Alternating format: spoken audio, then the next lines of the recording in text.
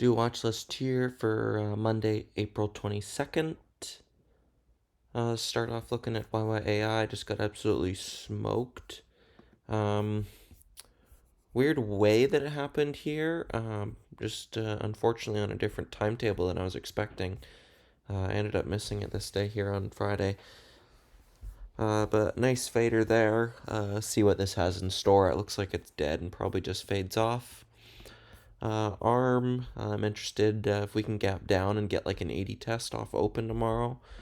Looking left, key level on this gap fill.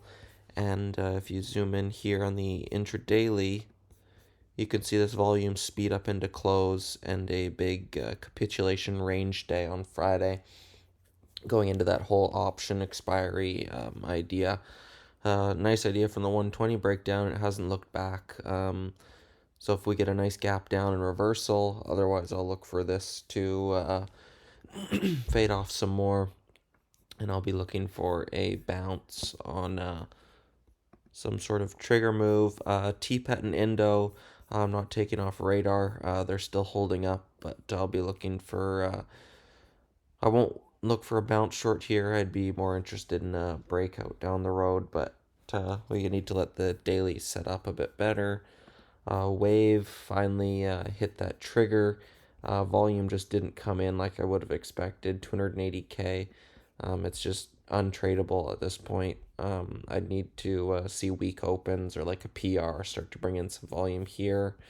But nice wicks. I really like the daily pattern. I just wish it had more volume. MRT on the lighter volume side, but you got this nice daily breakout here over the 160s. It got a bit of ahead of itself here off open and started to build a trend. If we go to a bit of a higher time frame here, started to build a trend throughout the day. So any weak opens that hold into this 170 range, I think we could get a red to green move.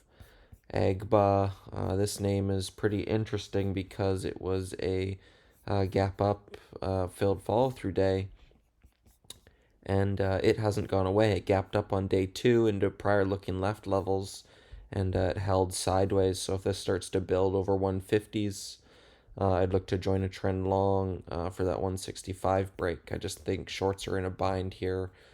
Possible T plus 2. XLO 120s finally broke down. Again, on the lighter volume side, only 300K. So I wouldn't trade it super big, but just a possible trend join on pops versus the 120s for maybe a gap fill or something down the road possible.